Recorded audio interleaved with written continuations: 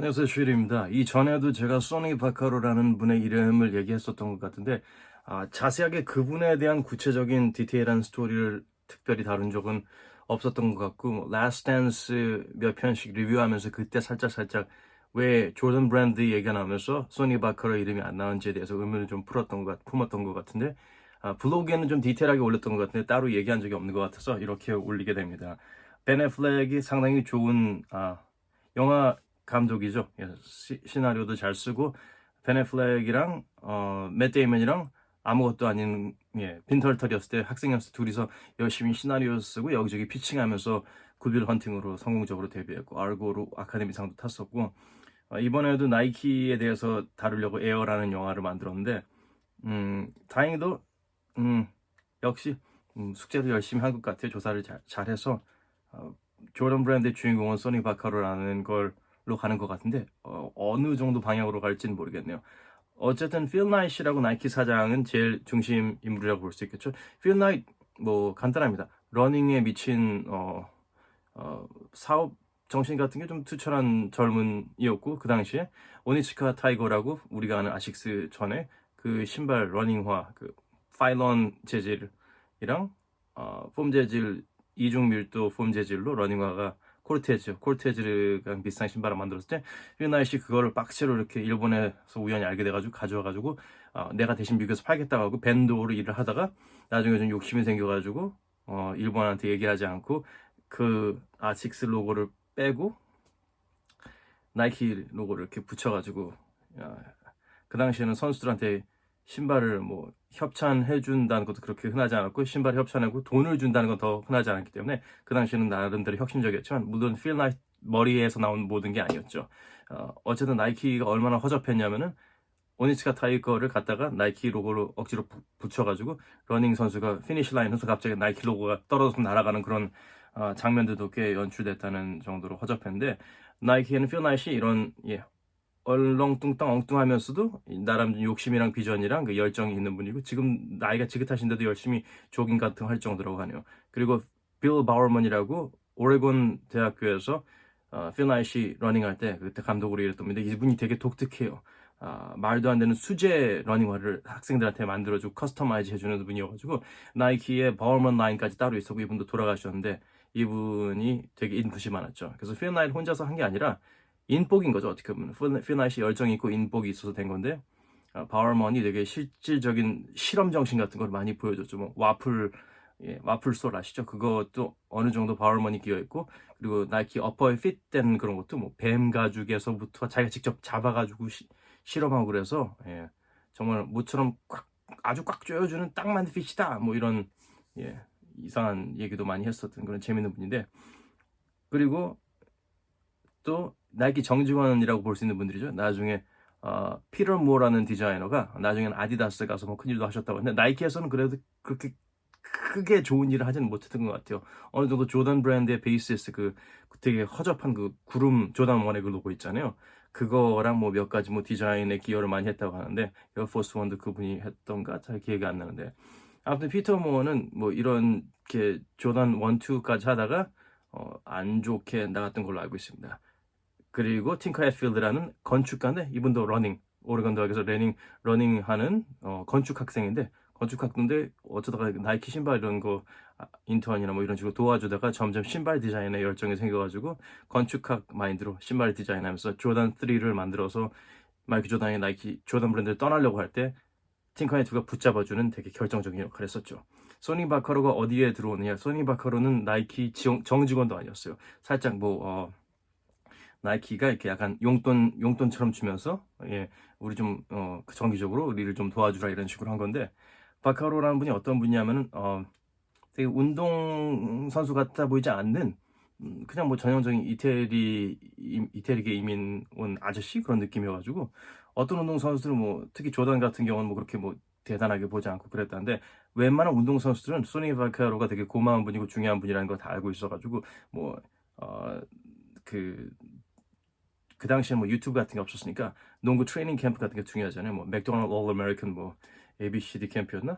뭐 그런 것들을 이렇게 하면은 이제 거기에 대해서 뭐 스카웃들이 있고 그 스카웃 이상으로 더 고등학교나 중학교 선수층에 대해서 탤런트 풀에 대해서 더 정확히 파악하고 있는 분이 소니 바카로라는 분인데, 이분은 실제로 선수들이랑도 되게 친분이 두텁고 선수들도 아는 선수들은 이분이 정말 되게 좋은 오작교 역할을 할 수 있다는 걸 알고 있었기 때문에, 조던 같은 경우도 사람들이 뭐 그렇게 대단하게 생각하지 않았어요. 조던이 대학교에서 노스캐롤라이나에서 결승에서 조지타운이랑 할 때 그렇게 큰 활약이었어요. MVP도 그때는 제임스 워디가 선배인 제임스 워디가 그때 MVP였지, 조던은 그냥 오픈돼서, 조던 안 막으니까 오픈돼서 쏜 건데, 그게 되게 결정적인 그 커리어를 시작하는 시점을 알리는 슛이었죠.